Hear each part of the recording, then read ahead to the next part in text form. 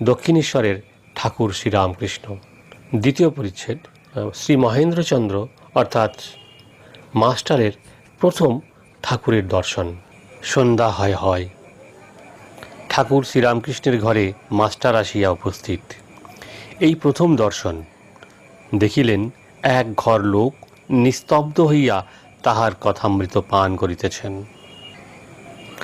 ঠাকুর তক্তাপোষে বসিয়া পূর্বাশ্ব হইয়া সহাস্য বদনে হরি কথা কহিতেছেন। ভক্তেরা মেঝেই বসিয়া আছেন। বিষয় কর্মত্যাগ কখন। মাস্টার দাঁড়াইয়া অবাক হইয়া দেখিতেছেন। তাহার বোধ হইল যেন সাক্ষাৎ সুখদেব ভগবৎ কথা কহিতেছেন, আর সর্বতীর্থের সমাগম হইয়াছে, অথবা যেন শ্রী চৈতন্য পুরী ক্ষেত্রে রামানন্দ স্বরূপাদি ভক্ত সঙ্গে বসিয়া